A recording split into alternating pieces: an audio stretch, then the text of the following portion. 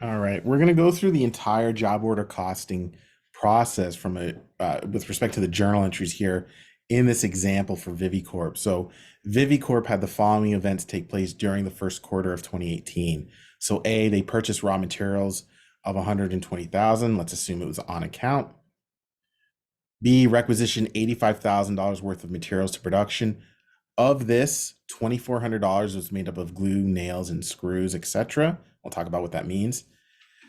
C, they incurred labor costs related to production of 75,000. Of this, 6,750 was related to payroll taxes.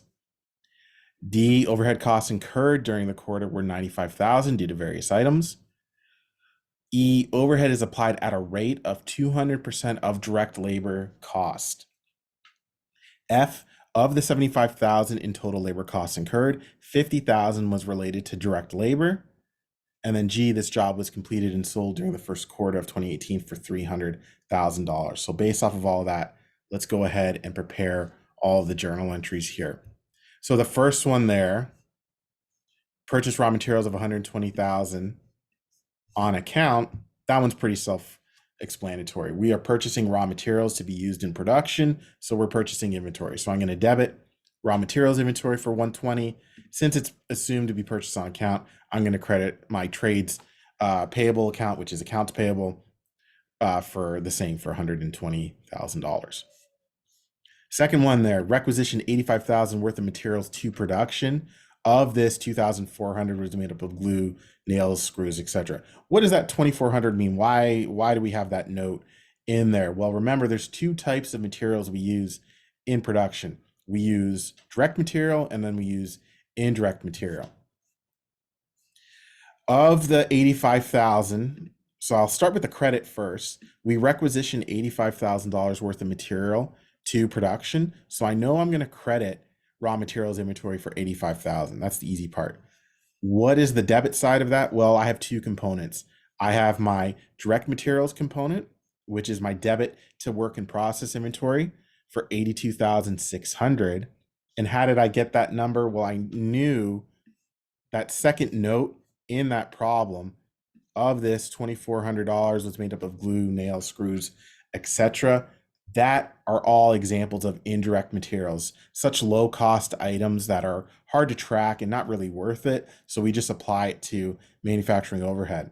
So I know my actual manufacturing overhead, or in this case, my actual indirect material, which is an example of manufacturing overhead, is $2,400. So I'm going to debit manufacturing overhead for 2,400. That means my debit to work in process inventory, in other words, the amount of direct materials that I'm going to use during or apply to this job, is the difference between the total materials and the overhead, in this case, the 82,600, and I'm going to debit work in process for that. Transaction C, incurred labor costs related to production of 75,000. Of this, 6,750 was related to payroll taxes. So I'm going to, this is just the incurring of labor. I haven't assigned it to a job or anything like that. So I'm going to debit that labor control account for 75,000. I'm going to credit payroll taxes payable for 6,750. The difference between the two is the amount that I'm going to credit my wages payable, in this case, the 68,250. For D, it says we incurred overhead of 95,000 due to various items. So this is actual overhead incurred. I'm going to debit manufacturing overhead control account for 95,000, and then I'm simply going to credit various overhead items since it doesn't specify for 95,000. E, this is maybe a little bit trickier.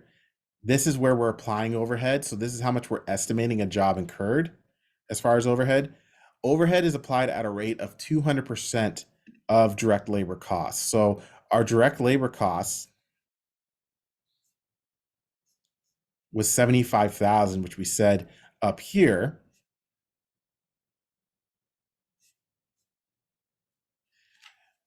Of that direct labor cost, my apologies, I noticed an error in my solution. But back to this, of my direct labor costs, my direct labor, we need to skip ahead to F. Of the 75,000 total labor costs incurred, 50,000 was related to direct labor. So if we look at transaction F and then we'll hop back to E, I'm going to debit work in process inventory for the direct labor, which is 50,000. We know total labor was 75, so I'm going to credit the labor control account for that. That means indirect labor and actual manufacturing overhead is going to be the 25,000. Again, how did I get this number? It says of the 75,000 in total labor costs incurred, 50,000 was related to direct labor. So remember, what amounts are we debiting to work in process inventory? We're debiting actual direct material, actual direct labor, which was the 50,000 here, and that was given, and applied manufacturing overhead. So if direct labor was 50,000, total labor was 75, that means indirect labor, which is part of manufacturing overhead, we're going to debit for 25,000. Now, why did I need that number? Because remember, in part E, it says overhead is applied at a rate of 200% of direct labor costs, not total labor costs, direct labor costs.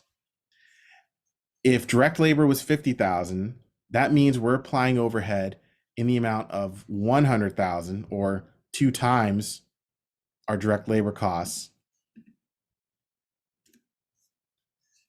So we're estimating that this job incurs 100,000 in manufacturing overhead. So we're going to debit work in process inventory for 100,000, credit manufacturing overhead for the same.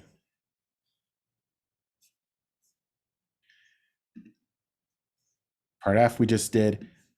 Part G says this job was completed and sold during the first quarter of 2018 for 300,000. So there's 2 things we need to do here. We need to show the journal entry to complete that shows the completion of production. So in other words, we're going to transfer the costs out of work in process inventory into finished goods. So let's do that one first. And remember, what costs are we transferring here? We're transferring actual direct material, actual direct labor, applied manufacturing overhead. And you can go back to your journal entries here.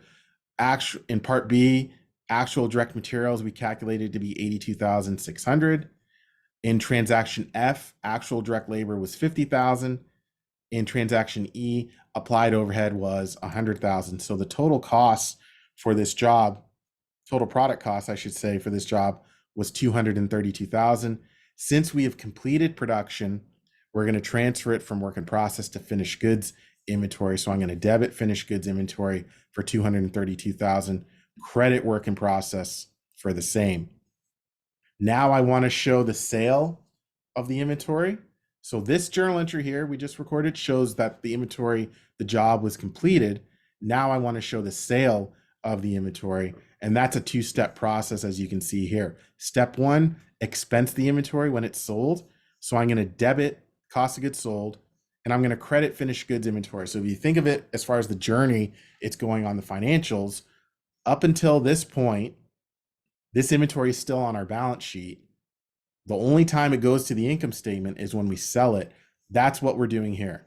We're showing the expense of that inventory being incurred on the income statement, but only when it's sold. So I'm going to debit cost of goods sold for 232,600, which was the cost of this job. And I'm going to remove it from finished goods inventory since we no longer have the inventory since we sold it. And then I want to show the revenue related to this transaction, to this sale. I'm going to debit AR. If it was sold for cash, we would debit cash. The more important thing is the credit to revenue for 300,000.